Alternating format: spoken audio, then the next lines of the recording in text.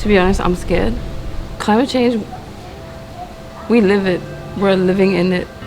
I see it every day. I breathe it. I do things. It's just outside my doorstep. The Pacific Islands. These tiny nations have collectively done among the least to contribute to greenhouse gas emissions, which are driving climate change. Despite this, they have been and will continue to be among the first to experience climate change's more severe impacts. In late August 2015, youth from around the Pacific gathered in Apia, Samoa, to take part in a conference organized by the United Nations Development Programme, the Global Environment Facility Small Grants Programme. They came to share their climate change stories and to learn from one another. Represented were youth from Tokelau, one of several nations in the Pacific that stands to be totally inundated by rising sea levels by the end of this century. Niue, known as the Rock of Polynesia. The Cook Islands, a collection of 15 small islands spread over 2 million square kilometers of ocean. And Samoa, home to 194,000 Pacific Islanders. These countries are not only some of the smallest in the world, but some of the least equipped to deal with the climate change impacts being thrust upon them. We have culture to preserve, we have people to preserve, we have our environment to protect.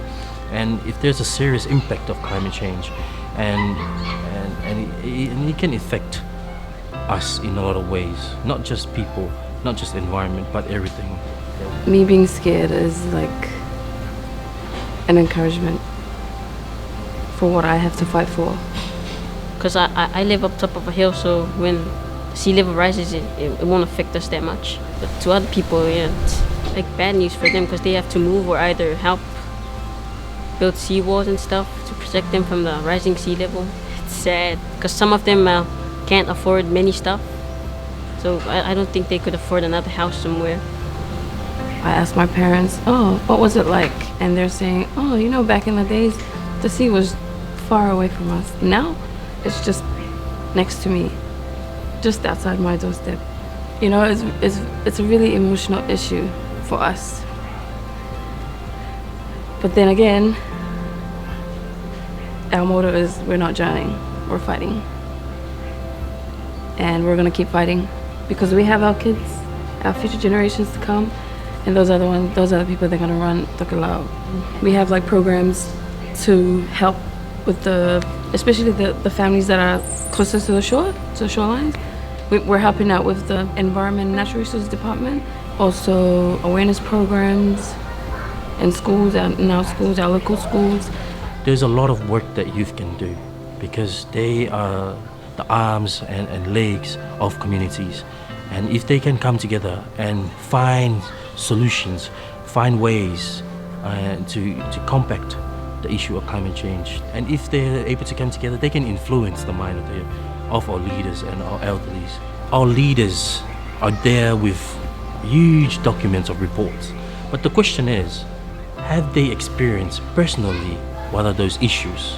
You know, have they actually gone to Samoa and had that sort of taste of what actually the situation is? Most of people who suffer from them are poor. They mostly rely on subsistent fishing, you know, to make their life. So that's why they live near to the sea.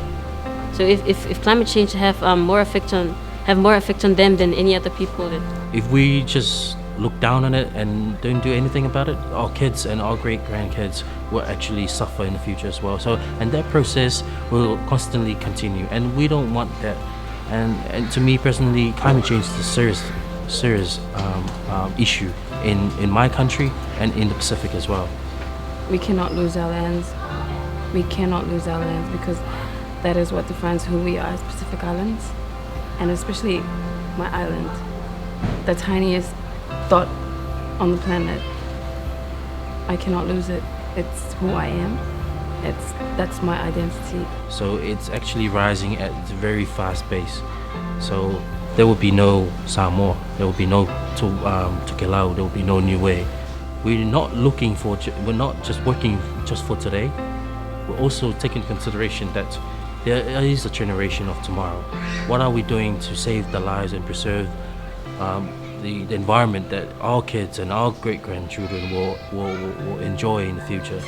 The conference allowed youth from these Pacific nations to not only interact with and learn from one another, but the global climate change organizations like 350.org and Pole to Paris were there as well. These organizations took the opportunity to share what the youth are saying and to fight for the Pacific. Conference participants also produced their own joint statement on climate change, designed to show the world that the Pacific youth are speaking with one voice on climate change issues and urging world leaders to hear their messages during international climate change negotiations. At the conclusion of the 3 days, the youth from Tokelau, Niue, the Cook Islands and Samoa returned home to share what they had learned and to continue to fight for the future of their nations, the future of their homes.